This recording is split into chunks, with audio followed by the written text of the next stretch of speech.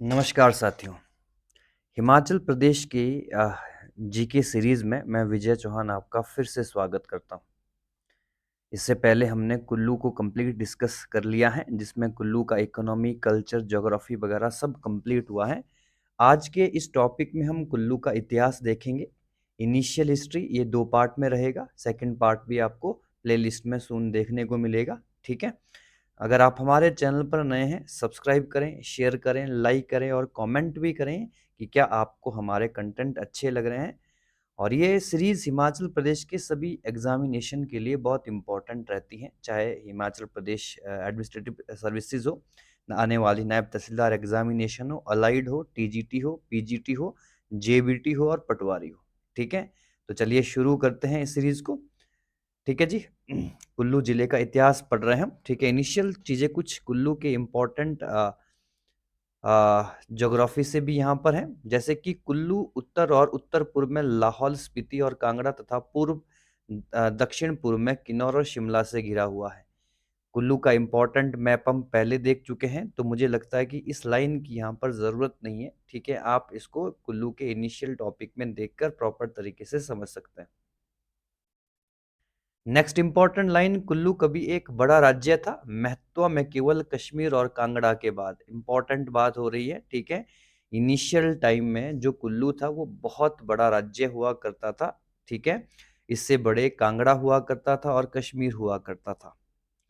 1846 में सिखों द्वारा पंजाब पहाड़ियों पर कब्जा करने के बाद यह ब्रिटिश क्षेत्र का हिस्सा बन गया। बहुत इंपॉर्टेंट पॉइंट है, कई बार एग्जामिनेशन में प्रश्न देखने को मिलता है कि कुल्लू सिखों पर कब इसका कब्जा रहा और कब ये ब्रिटिश क्षेत्र का पार्ट बना। तो 1846 में, ठीक है, जब इनिशियली सिखों ने कब्जा किया, बाद में सिख अंग्रेजों से हार गए और, ठीक है, अंग्रेजों का कब्जा हो गया। नेक्स्ट इंपॉर्टेंट पॉइंट, राजाओं के अधीन राज्यों में ब्यास घाटी रोहतांग से बजौरा तक था, लाहौल और सतलुज घाटी का हिस्सा तथा 7 बजीरियों में शामिल हुआ करता था ये कुल्लू क्षेत्र, ठीक है। इसकी 7 बजीरियों के बारे में हम डिस्कस करेंगे, ठीक है। चीनी यात्री हेनसांग, जिसने 632 में, यहाँ पर पूरी एग्जैक्ट डेट लिख सकते हैं आप, 632 में कुल्लू की यात्रा करी थी और कुल्लू को कुलुत कहा था। बहुत महत्वपूर्ण लाइन है, ठीक है।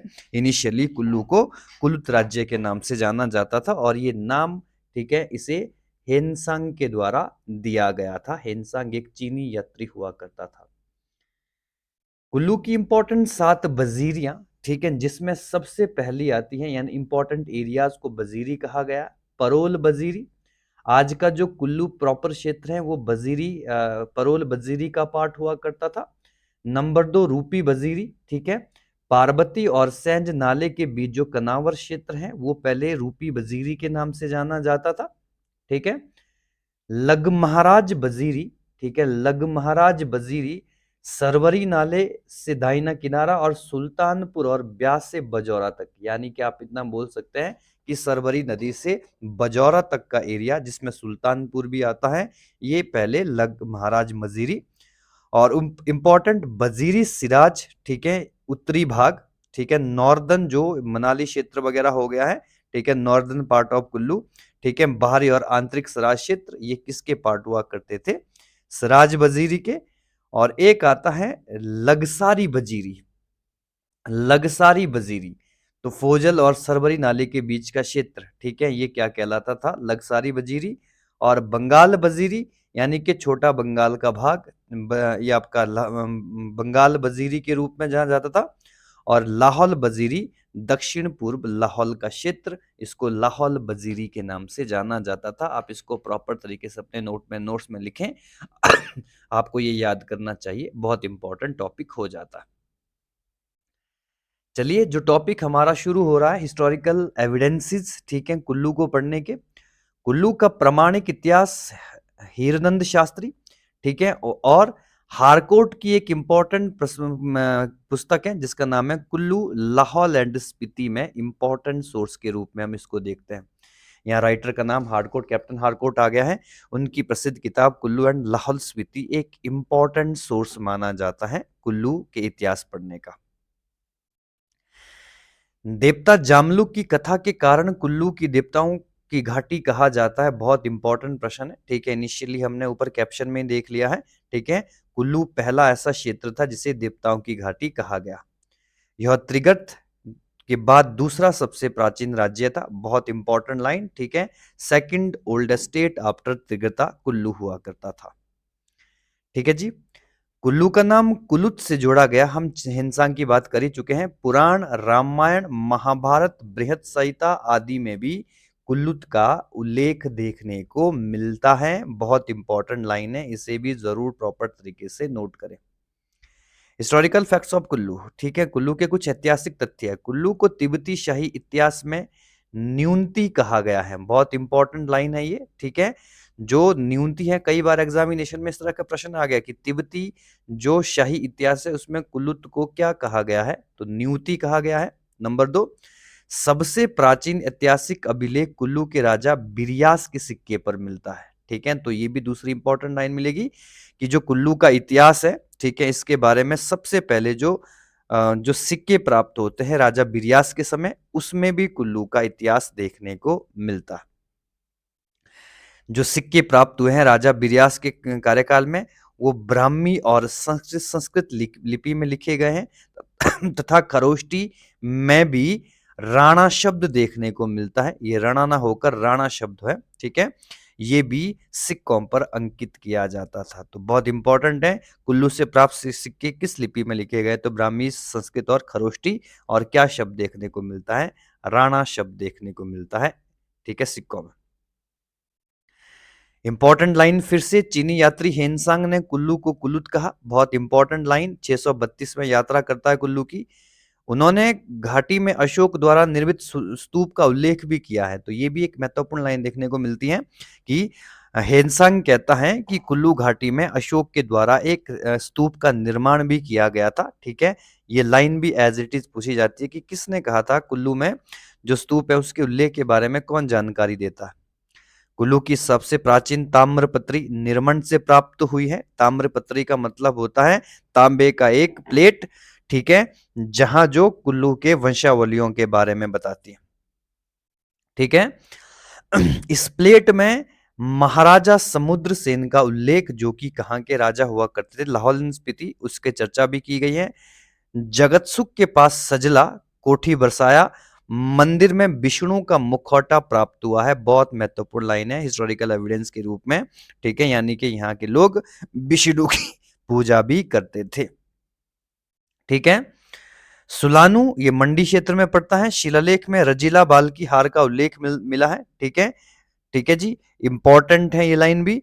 और इसके साथ साथ ही विशाखा दत्त एक इंपॉर्टेंट इतिहासकार रहे हैं, ठीक है। विशाखा दत्त ने जो किताब लिखी है मुद्रा राक्षस, उसमें भी कुलुत को मल्य केतु के नाम से लिखा गया है, ठीक है। मल्य केतु की जनजाति बताया गया है। तो बहुत महत्वपूर्ण लाइन है ये भी। एक और राइटर चित्तबर्मन का नाम मिलता है, कुल्लू का शासक था, ठीक है, जिसने मलेच्छ कहा है कुल्लू को। तो ये भी एक इंपॉर्टेंट लाइन देखने को मिलती है, ठीक है। क्लियर हो गया है। बारामीर गुप्त काल में एक महत्वपूर्ण इंपॉर्टेंट साइंटिस्ट हुए, वैज्ञानिक हुए, लेखक हुए, ठीक है। बारामीर बहुत इंपॉर्टेंट नाम आता है। इन्होंने एक किताब लिखी है बृहद संहिता, इसमें भी कुल्लू का उल्लेख देखने को मिलता है, ठीक है। बहुत इंपॉर्टेंट लाइन है। प्रतिहार शासक महिपाल 912 से 944 तक, प्रतिहार शासक महिपाल ने, ठीक है, इंपॉर्टेंट राज किया था, रूल किया था, दक्षिण भारत के इंपॉर्टेंट शासक हुए। उनके जो कवि थे राजशेखर, ठीक है, राजशेखर ने मिहिर भोज की कुलुत पर विजय का उल्लेख किया है। ये भी एक महत्वपूर्ण लाइन देखने को मिलती है। इसके बारे में भी आप जरूर लिखें अपने नोट्स में। एग्जामिनेशन में प्रश्न आपको कई सारे देखने को मिलेंगे यहां से। कुल्लू से जुड़े ऋषि जामलू, जो कि किसके फादर हैं, वो परशुराम के पिताजी हैं।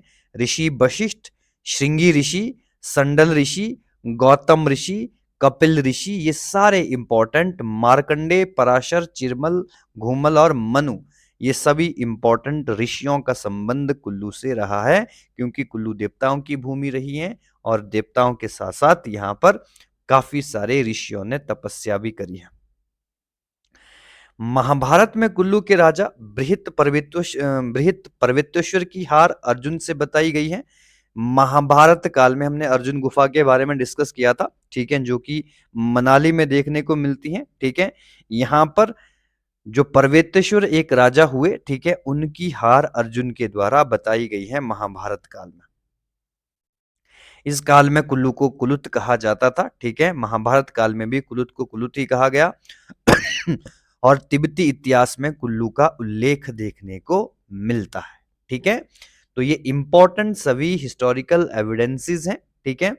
और कश्मीर के जो इंपॉर्टेंट किताब है राजत रंगीणी, ठीक है, जॉनराज क्यालबस राजाओं की पुस्तक में उल्लेख मिलता है, ठीक है। यानी कि किताब को राजत रंगीणी कल्हण की एक महत्वपूर्ण पुस्तक है जिसमें कश्मीर का इतिहास मिलता है। इस किताब में भी जो राजाओं का उल्लेख मिलता है, कुल्लू के राजाओं का उल्लेख देखने को मिलता है। कुल्लू के राजाओं की उत्पत्ति कैसे हुई? कुल्लू पर इंपॉर्टेंट पाल वंश के राजाओं ने राज किया था, ठीक है, हम पढ़ेंगे आगे। और उधम इनका जो ओरिजिन हुआ वो मैदानों से हुआ। ये लोग मैदानों से हिमालय की तरफ गए थे। उनका प्रारंभिक स्थान प्रयाग इलाहाबाद था, फिर अल्मोड़ा और बाद में मायापुरी और फिर हरिद्वार पहुंचे। ये पाल शासकों की बात हो रही है। इनिशियली प्रयागराज इलाहाबाद के रहने वाले थे, फिर वो नॉर्दर्न की तरफ बढ़े, अल्मोड़ा पहुंचे, हरिद्वार पहुंचे और उसके बाद कहीं ना कहीं कुल्लू तक वो पहुंचे थे। मकरसा के बारे में कुछ चर्चा कर लेते हैं। मकरसा कुल्लू का एक ऐतिहासिक स्थल है जिसे मोक्ष विदुर और सुदेगी के पुत्र व्यास से संबंधित है, ऐसा माना जाता है। जो महाभारत काल में विदुर थे, उनके जो पुत्र सुदेगी नाम मिलता है, उन्होंने मकरसा महल का निर्माण करवाया था कुल्लू में, ठीक है। तो बहुत इंपॉर्टेंट लाइन है, इसको जरूर नोट करें। और 16वीं शताब्दी में राजा बहादुर सिंह की चर्चा हम करेंगे आगे, ने मकरसा को अपना निवास स्थान बनाया था। राजा बहादुर सिंह वही हैं जिन्होंने हिडिंबा मंदिर का कंस्ट्रक्शन भी करवाया, डुंगरी मेले की शुरुआत भी करवाई, ठीक है। वो उन्होंने अपना निवास स्थान मकरसा महल को बनाया था, जिसे कवि विदुर के पुत्र ने बनाया था महाभारत काल में। ब्रिटिश अन्वेषक विलियम मूरक्राफ्ट हमको पता ही है, 1820 में हिमाचल प्रदेश की यात्रा करते हैं। इसके साथ साथ हचिसन और फोगल ने भी इसकी महत्ता बताई है, मकरसा महल की जो इंपॉर्टेंस है वो बताई है। 1775 के समझौते से पता चलता है कि मंडी, कांगड़ा व चंबा के राजाओं ने मकरसा के राजा के खिलाफ संधि करी थी। ये भी एक इंपॉर्टेंट बात देखने को मिलती है। 1775 के समझौते से पता चलता है ये बात। खूबराम ठाकुर की कृष्ण चरित्र सुरंग रोहिणी पुस्तक, तो एक इंपॉर्टेंट किताब लिख लीजिए सुरंग रोहिणी, ठीक है, जो कि कृष्ण चरित्र पर लिखी गई इंपॉर्टेंट किताब है खूबराम ठाकुर के द्वारा, ठीक है। मकरसा महल का उल्लेख यहां पर भी देखने को मिलता है। यह स्थल कुल्लू की शाही विरासत का प्रतीक माना जाता है, मकरसा महल, जो कि आज कुल्लू में इंपॉर्टेंट, ठीक है, महत्वपूर्ण स्थल है, ठीक है जी। कलितर राजा सांबरा के बारे में, राजा शांबर के बारे में चर्चा कर लेते हैं, जो कलितर के राजा हुए, ठीक है। ऋग्वेद में कलितर के राजा, ठीक है, शांबर का उल्लेख है, जिसे कुछ लेखक कुल्लू क्षेत्र से जोड़ते हैं। तो राजा शांबर के बारे में हमने ऋग्वैदिक काल में डिस्कस किया था, ठीक है। राजा शांबर ने यहाँ पर 40 वर्षों तक युद्ध लड़ा था, ठीक है, इंपॉर्टेंट बात है। कुल्लू की लगभग 30% जनसंख्या कोली समुदाय की है, ठीक है, कोली समुदाय से बिलोंग करती हैं। और इसके बारे में एक फैक्ट ये भी है कि बूढ़ी दिवाली इंपॉर्टेंट निरमंड का एक त्योहार है, बूढ़ी दिवाली, जो कि खश और कोली के संघर्ष को दर्शाता है। जो लड़ाई हुई थी खश और कोली जाति के बीच में, उसकी युद्ध कथा के बारे में दिवाली की जो निरमंड की जो दिवाली है वो इंपॉर्टेंट चर्चा करती हैं, याद दिलाती हैं। उसी के पर में ये त्योहार मनाया जाता है। कुछ इंपॉर्टेंट मलाना के बारे में डिस्कस कर लेते हैं। लीजेंड कहते हैं कि सिकंदर के कुछ सैनिक 326 ईसा पूर्व पोरस के युद्ध के बाद मलाना में शरण लिया था उन्होंने, ठीक है। हम सब जानते हैं कि सिकंदर यानी कि अलेक्जेंडर यूनान का एक प्रसिद्ध शासक 326 बीसी में भारत आया। पंजाब के राजा पोरस के साथ उसने युद्ध लड़ा और उसके कुछ सैनिक मलाना गांव में बस गए, कुल्लू में बस गए, ठीक है। और इन्हें इन सभी लोगों को मलाना निवासियों का पूर्वज माना जाता है कि यही यूनानी लोग क्या थे, मलाना निवासियों के पूर्वज है। यहाँ की भाषा कनाशी है, ठीक है। किराती चीन तिब्बती परिवार से संबंधित है ये भाषा, पवित्र और बाहरी लोगों को नहीं सिखाई जाती। तो मलाना की इंपॉर्टेंट लैंग्वेज कौन सी है, कनाशी, और कनाशी का कहीं ना कहीं संबंध यूनान से देखने को मिलता है, ठीक है। किराती चीन तिब्बती परिवार से संबंधित है ये भाषा। आसपास के गांव इंडो आर्यन भाषा बोलते हैं जो कनाशी से विभिन्न यानी कि भिन्न है, बिल्कुल डिफरेंट है। यानी कि मलाना के चारों तरफ से जो लोग बोलते हैं वो, ठीक है, इंडो आर्यन लैंग्वेज बोलते हैं जिसका कोई भी संबंध कनाशी से देखने को नहीं मिलता। मलाना अपनी विशिष्ट लोकतांत्रिक व्यवस्था के लिए प्रसिद्ध है जो प्राचीन यूनानी प्रणाली दो सदन जैसी है। इंपॉर्टेंट बात है मलाना को विश्व का सबसे पुराना लोकतंत्र माना जाता है और यही कारण है कि इन्हीं यूनान वासियों ने यहां पर ये डेमोक्रेसी स्थापित करी थी। कुल्लू के राजाओं की चर्चा करते हैं तो सबसे पहला नाम आता है बिहंग मणिपाल, ठीक है। बिहंग मणिपाल को परंपरागत रूप से कुल्लू राज्य का संस्थापक माना जाता है, ठीक है। बहुत ही इंपॉर्टेंट लाइन है, ठीक है। He was the founder of Kullu state, ठीक है जी। वे मायापुर से अपनी रानी, अपने पुत्र पक्षपाल और पुरोहित उदयराम के साथ आए थे, ठीक है। इंपॉर्टेंट है ये लाइन भी, ठीक है जी।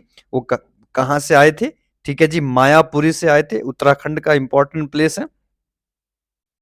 और उन्होंने पार्वती घाटी के छोटे सरदारों को हराया और बाद में जगत सुख में चपाई राम के घर छिप कर रहे, ठीक है। युद्ध लड़ने के बाद वो जगत सुख में छुपे रहे।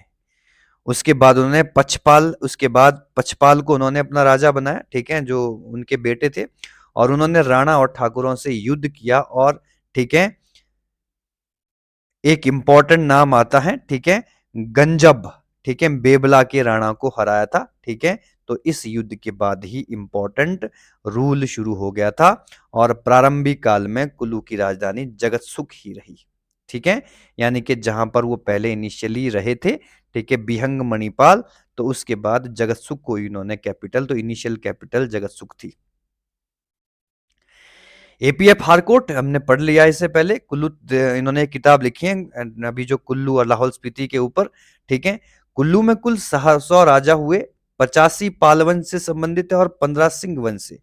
तो ये अकॉर्डिंग टू हारकोट बताते हैं कि 100 राजा हुए कुल्लू पर रूल करने वाले, 85 पाल वंश से और 15 सिंह वंश से। तो जो 85 पाल वंश के शासक है उनके ऊपर चर्चा कर लेते हैं। हम केवल वही शासक पढ़ेंगे जिनका कुछ इंपॉर्टेंट रोल रहा होगा, जो एग्जामिनेशन पॉइंट ऑफ व्यू से इंपॉर्टेंट रहेंगे, ठीक है। सबसे पहले आता है सुरागपाल, ठीक है। उनकी दो रानियों से पुत्र शक्ति और जनक हुए जिन्होंने उत्तराधिकारी के लिए संघर्ष किया, ठीक है। उत्तराधिकारी का मतलब है कि अगला राजा कौन होगा, ठीक है। कॉन्टेस्ट ऑफ सक्सेशन इसको कहते हैं, ठीक है जी। ये शक्ति सिंह और शक्तिपाल और जनकपाल के बीच में ये युद्ध हुआ था, ठीक है। सुरगपाल के बाद शक्तिपाल राजा बना, फिर महेंद्रपाल, ओमपाल और राजेंद्रपाल। ये कभी अगर क्रम में बहुत गहरा प्रश्न पूछा जाए बड़े एग्जामिनेशन में तो वहां पर आ जाता है कि क्रम बताइए इन राजाओं का, ठीक है। अगला इंपॉर्टेंट राजेंद्र पाल आता है। उनके शासन में गजन कोठी बरसाई के राणा, ठीक है, राणा बिना पुत्र के मरा और पीछे पुत्री रूप सुंदरी रही, ठीक है। इंपॉर्टेंट बात है ये भी, ठीक है। राजेंद्र पाल हालांकि इतना इंपॉर्टेंट शासक नहीं है, ठीक है। उनके कारण कार्यकाल में जो बरसई के राणा थे उनकी जागीर भी उनको प्राप्त हो गई थी। राजेंद्र पाल ने बलपूर्वक कोठी बरसई हड़पने की कोशिश करी, असफल हुए, परंतु विवाह संधि सफल रही। उसके बाद उन्होंने पहले तो इसके ऊपर जो कोठी बरसई क्षेत्र था उसके ऊपर आक्रमण किया, ठीक है। हड़पने में असफल रहे तो उन्होंने बाद में शादी कर ली, रूप सुंदरी के साथ विवाह किया और जो कोठी बरसई था उस क्षेत्र को भी एक्वायर कर लिया। रूप सुंदरी का विवाह विशद पाल से हुआ जिससे कोठी बरसई कुल्लू राज्य में मिला दिया गया, ठीक है। विशदपाल, ठीक है, इंपॉर्टेंट कौन है, राजेंद्र पाल का पुत्र हुआ, उनके साथ विवाह करके रूप सुंदरी का इंपॉर्टेंट कोठी बरसई का एक्वायर किया गया था। विशदपाल राजेंद्र पाल का पुत्र, उनके शासनकाल में नगर का राणा करमचंद हुआ करता था। राजा ने उसे युद्ध कर उसे मारा और उसके पुत्र से कर लिया, ठीक है। तो यानी कि इंपॉर्टेंट नगर का क्षेत्र पर भी कुल्लू केशपाल राजाओं का शासन हो गया। इसमें इंपॉर्टेंट रोल किसका रहा, विशदपाल का रहा। विशदपाल के बाद विशुद्धपाल आता है। एक एक लाइन ही हमको यहां से जाननी है। आगे जो सेकंड पार्ट रहेगा हिस्ट्री का वो ज्यादा इंपॉर्टेंट रहेगा, क्योंकि राजा जगत सिंह, राजा बहादुर सिंह की चर्चा उसमें होगी, ठीक है, जो सबसे ज्यादा इंपॉर्टेंट पार्ट रहता है। विशुद्धपाल ने विशदपाल के बाद गद्दी संभाली और उनके शासनकाल में राजधानी जगतसुख, ठीक है, समाप्त हो गई और नगर चली गई। यहां पर लिख लेना इसको, ठीक है। Nagar become the capital of, ठीक है, Kullu state during the tenure of Vishuddhpal, ठीक है। बहुत इंपॉर्टेंट पॉइंट है ये। रुद्रपाल, उनके शासनकाल में स्पीति के राजा राजेंद्र सेन ने कुल्लू को अपना अधीन बनाया, ठीक है। तो इंपॉर्टेंट प्रश्न देखने को मिलेगा, किसके शासनकाल में स्पीति के राजा राजेंद्र सेन ने कुल्लू पर आक्रमण किया और कुल्लू को अपने अधीन बनाया था, ठीक है। चंबा ने कुल्लू से लाहौल क्षेत्र पर कब्जा किया, ठीक है, कुल्लू से लाहौल क्षेत्र पर कब्जा किया। ये भी एक इंपॉर्टेंट लाइन देखने को मिलती है, यानी कि जो कुल्लू का लाहौल क्षेत्र हुआ करता था उसके ऊपर चंबा का इंपॉर्टेंट रूल हो गया। अगला नाम मिलता है प्रसिद्ध पाल का, रुद्रपाल का ये पोता था, ठीक है। रोहतांग पर स्पीति के राजा चेतसेन को हराकर कुल्लू को मुक्त करवाया था। इंपॉर्टेंट लाइन है, खासकर एचपीएस एग्जामिनेशन, नायब तहसीलदार एग्जामिनेशन और साथ में अलाइड एग्जामिनेशन में बहुत प्रश्न यहां से देखने को मिलेंगे, ठीक है।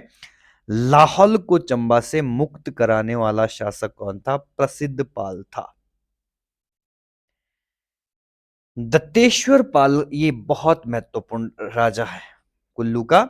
दत्तेश्वर पाल न होकर दत्तेश्वर पाल लिखें। प्रारंभिक काल में चंबा के मेरुवर्मन ने कुल्लू पर आक्रमण किया था, ठीक है। तो यह एक इंपॉर्टेंट बात आ गई, दत्तेश्वर पाल कुल्लू के राजा मेरुवर्मन का समकालीन था। दत्तेश्वर पाल पराजित होकर मारा गया। तो इंपॉर्टेंट लाइन है, इसको स्टार लगा देना कि कुल्लू का जो दत्तेश्वर पाल है उसकी हत्या किसने करी थी, तो राजा मेरुवर्मन ने कुल्लू पर आक्रमण किया था और दत्तेश्वर पाल को युद्ध में पराजित किया था। उनके पुत्र अमरपाल ने विरोध किया, असफल रहा और युद्ध में वह भी मारा गया, ठीक है। ठीक है, पुत्र शीतलपाल बुशहर भाग गया, उसने बुशहर में शरण ले ली और कुछ समय तक कुल्लू चंबा के अधीन रहा। During the period of Meruvarman Kullu पर चंबा राज्य का ही इंपॉर्टेंट रूल रहा। जारेश्वर पाल इंपॉर्टेंट शासक मिलता है, जारेश्वर पाल, ठीक है, इसके बारे में भी जरूर पढ़ना है, ठीक है, नोट भी करना है। ये शीतल पाल का छठा वंशज था, ठीक है, सिक्स्थ डिसेंडेंट था ये। बुशहर के राजा की सहायता से कुल्लू को चंबा से मुक्त करवाया था। हम पहले ही पढ़ चुके हैं, जो शीतल पाल था वो भागकर बुशहर चला गया था और बुशहर की सहायता से एक बार कुल्लू पर आक्रमण हुआ फिर से और चंबा के राजाओं से मुक्त करवा दिया गया कुल्लू को। लगभग 780 से 800 ईस्वी के बीच किरात तिब्बती आक्रमण के समय, ठीक है, ये बात देखी गई है, ठीक है, और चंबा के राजा लक्ष्मी बर्मन मारा गया था। तो ये इंपॉर्टेंट, जब तिब्बतियों का आक्रमण हुआ था, ठीक है, ये तिब्बतियों का आक्रमण, चंबा के शासक एक इंपॉर्टेंट मुसान बर्मन का नाम मिलता है, उनके पिता लक्ष्मी बर्मन का नाम मिलता है। उसके काल में चंबा पर आक्रमण हुआ था। चंबा का राजा जो लक्ष्मी बर्मन था वो मारा गया था इस युद्ध में, ठीक है, और उनकी जो पत्नी थी वो चली गई मंडी की तरफ, ठीक है, उन्होंने रास्ते में पुत्र मुसान बर्मन को जन्म दिया था और उसी बीच चंबा का जो क्षेत्र था कुल्लू पर, ठीक है, कुल्लू से मुक्त हो गया था, यानी कि कुल्लू मुक्त हो गया था चंबा से। नारद पाल की बात कर लेते हैं। उनके शासनकाल में चंबा साहिल बर्मन से फिर युद्ध हुआ। ठीक है, यानी कि नारदपाल साहिल बर्मन के, आपको जब एक कुल्लू पढ़ोगे तो चंबा के राजा भी कुछ ना कुछ याद रखने पड़ेंगे। ठीक है, और जब चंबा पढ़ेंगे तो आप कोरिलेट होकर इसको पढ़ लेना। ठीक है ना। तो नारदपाल के समय साहिल बर्मन ने फिर आक्रमण किया कुल्लू पर। युद्ध 12 वर्ष चला और बाद में शांति समझौते पर समाप्त हुआ था। तो इंपॉर्टेंट प्रश्न, कुल्लू तथा चंबा के वो कौन से राजा थे जिनके बीच 12 वर्ष तक युद्ध चला और बाद में एक शांति समझौते पर समाप्त हुआ? तो नारदपाल और साहिल बर्मन चंबा के प्रसिद्ध राजा हुए। बाद में कुल्लू ने एक सामाजिक सभा में धोखे से चंबा की सेना को कोठी के पास ब्यास नदी में डुबो दिया था। ठीक है, तो ये भी एक इंपॉर्टेंट है, साहिल बर्मन के कार्यकाल में ही ये घटना भी हुई थी और चंबा की सेना को गद्दी आर्मी कहा जाता था उस समय। एक ये भी एक इंपॉर्टेंट लाइन देखने को मिलती है। ठीक है, क्योंकि चंबा में आज भी हम गद्दी जनजाति को देखते हैं। उसके बाद आता है भूपपाल। उत्तराधिकारी में 43 सुकेत के संस्थापक वीरसेन के समकालीन थे भूपपाल। ठीक है, इस समय यानी कि जब भूपाल का शासक हुआ उस समय, ठीक है जी, सुकेत की स्थापना हुई थी। सुकेत के राजा वीरसेन ने भूपाल को हराकर बंदी बना दिया था। इंपॉर्टेंट लाइन है, जरूर नोट करें। बाद में कुल्लू को कर एवं सामंती सेवाओं की शर्त पर मुक्त करवा दिया गया कि कुल्लू क्या करेगा, टैक्स देगा। ठीक है, और सेवा करेगा सुकेत राज्य की, इसलिए कुल्लू को रिलीज कर दिया गया। नेक्स्ट आता है अनिरुद्धपाल। ठीक है, भूपपाल का उत्तराधिकारी था। सुकेत को ये भी कर चुकाता रहा। ठीक है, उसका बेटा भी कर चुकाता रहा, क्योंकि तभी समझौते के तहत ही कुल्लू को स्वतंत्र करवाया था। गृह युद्ध में सुकेत की सहायता करने की शर्त पर कर से मुक्त हुआ।